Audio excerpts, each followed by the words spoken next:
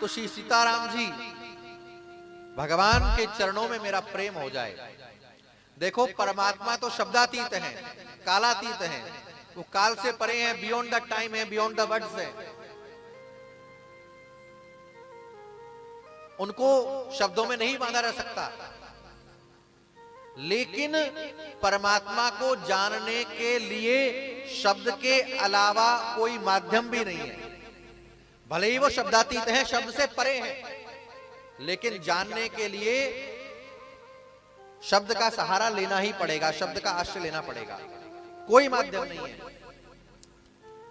अब हमने कहा राम, आपसे कहा राम, तो राम के लिए पहले रा बनेगा, फिर आ बनेगा, फिर मा बनेगा। लेकिन राम ना तो रा है, ना आ है, ना मा है। लेकिन यदि राम को जानना है तो शब्द का आश्रय लेना ही पड़ेगा। और शब्द का जो आश्रय देने वाले हैं वो गणपति और शारदा हैं। शब्द का जो निर्माण करती हैं और शब्द के माध्यम से हमें जो समझ सूझबूझ प्रदान करती हैं, ऐसी जो भगवती सरस्वती हैं, वो हम पर कृपा करें।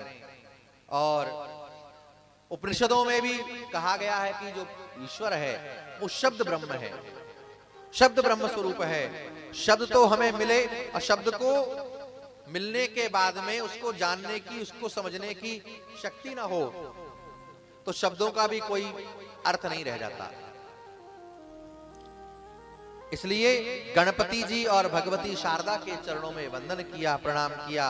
और आरंभ में 7 पंक्तियों में 7 श्लोक गोस्वामी जी महाराज ने रचे हैं। टीकाकारों ने अनेक भाव दिए हैं रामचरितमानस के इन 7 श्लोकों पर, कि तुलसीदास जी ने आरंभ में 7 ही श्लोक क्यों रखे, 8 क्यों नहीं रखे, 6 क्यों नहीं रखे, 9 क्यों नहीं करे, 7 ही की संख्या क्यों? तो सनातन दर्शन में 7 का बड़ा महत्व है, 7 की संख्या का बड़ा महत्व है।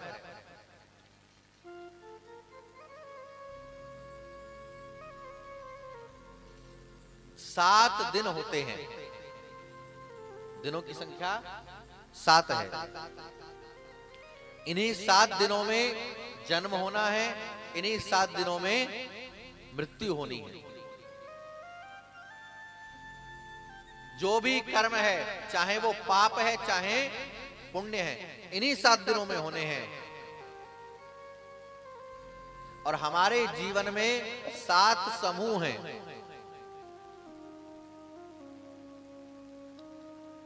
रामचरितमानस में 7 सोपान हैं।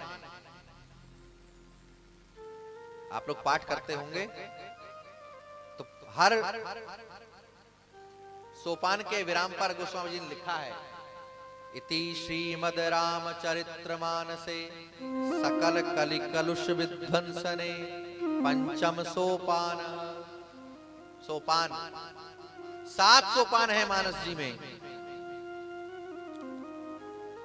सोपान का अर्थ होता है सीढ़ी। जब हम रामचरितमानस का आश्रय लेते हैं तो रामचरित का मानस का आश्रय लेने से एक एक करके हम 7 सीढ़ियां मानो चढ़ रहे हैं। इस शरीर में 7 ग्रंथियां हैं, 7 गांठें हैं, 7 चक्र हैं। एक एक सीढ़ी पर चढ़ करके एक एक सोपान का आश्रय लेकर के हम उन 7 चक्रों का भेदन करते हैं, उन 7 ग्रंथियों को, 7 गांठों को खोलते हैं। हर मनुष्य के जीवन में 7 दोष हैं, अहमता, अविद्या, अस्मिता, राग, द्वेष, अभिनिवेश और ममता। इन 7 ने प्रत्येक जीव को जकड़ रखा है, पकड़ रखा है। इन सब में पढ़ करके ही हम ईश्वर को भूले हैं। हमने तो आचार्यों के मुख से ऐसा भी सुना कि इन 7 मंत्रों का अगर कोई प्रतिदिन पाठ करे, केवल इन 7 मंत्रों का ही, 7 श्लोकों का ही, तो उसके समस्त दोष निर्मूल हो जाते हैं, नष्ट हो जाते हैं। कृपा करो भानु दुलारी, श्री राधे बरसाने वारी, कृपा करो मान लो नारी, श्री राधे बरसाने वारी।